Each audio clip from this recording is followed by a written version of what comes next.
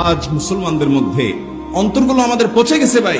কিয়ামতের ময়দানে যদি আল্লাহর কাছে এরকম একটা মন নিয়ে যেতে পারেন, আল্লাহ আমার মনের ভিতরে হিংসা বিদ্বেষ যা ছিল আমি আত্মশাসন করে আত্মপর্যালোচনা করে সেগুলো বের করে মনটাকে ফ্রেশ করেছি, কারোর প্রতি বিদ্বেষ রাখি নাই, এই মন নিয়ে আমি আপনার কাছে যেতে পেরেছি।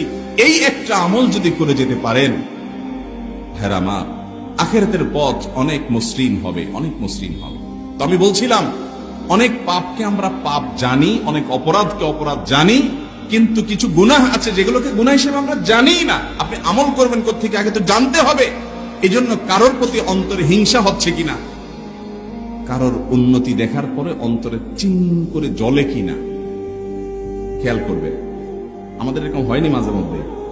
আপনাদের হয়নি মাঝে মধ্যে এরকম যে কারোর ভালো শুনছেন, অমুকের ছেলে হঠাৎ করে সে শুনলেন যে সে বিশাল কিছু একটা করে ফেলছে, কিছু একটা ঘটায় ফেলছে, অনেক বড় কিছু হয়ে গেছে, অথচ আপনার তার সাথে কম্পিটিশন, ঠেলাঠেলি আছে, প্রতিযোগিতা আছে।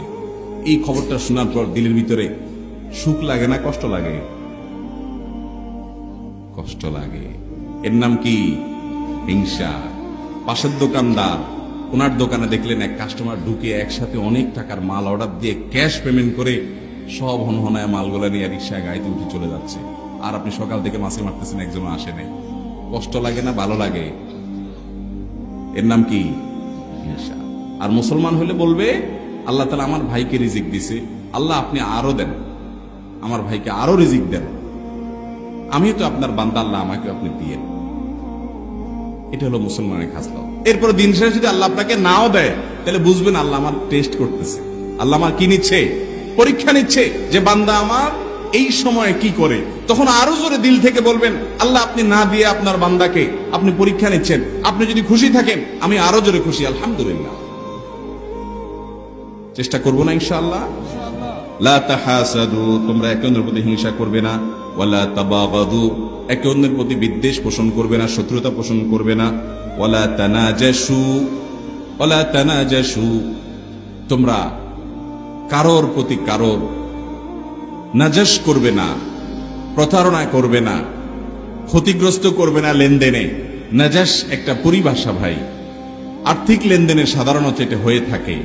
আমরা অনেক সময় প্রতারণা করি, সত্য লুকানোর চেষ্টা করি, আরেকজনকে ক্ষতিগ্রস্ত করতে পারি, চাই ইমানদার সেটা করতে পারেন না। ওয়ালা তাবাগাদু ওয়ালা ইয়াবি আহাদুকুম আলা বাই'i বা'দিন, কেউ কেনা বেচা করার জন্য আলাপ আলোচনা কিছুটা আগায় নিছে, মাঝপথে সেখানে কেউ যেন ইন্টারফেয়ার করে তার ক্ষতি না করে।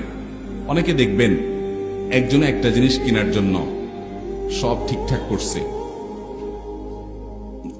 ধরেন কথার কথা মোলামুলি করে সে বলছে যে আমি এই গরুটা কিনবো ভাই 50,000 টাকা দাম, এই জমিটা কিনবো আমি 1 লাখ টাকা কাঠা বা কড়া।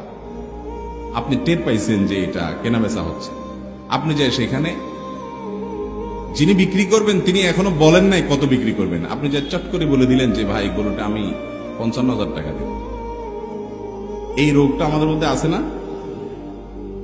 অথচ এটা ইসলামী শরিয়ার দৃষ্টিকোণ থেকে নাজায়েজ একটা কাজ, গুনাহের একটা কাজ। যতক্ষণ পর্যন্ত বিক্রেতা না বলবে যে ঠিক আছে ভাই আমি 50-এ দেব না, ততক্ষণ পর্যন্ত আপনি সেখানে আরেকটা ফেয়ার, আরেকটা মূল্য সেখানে সাবমিট করতে পারবেন না, কারণ এটা মুসলমানের অধিকার আপনি নষ্ট করবেন।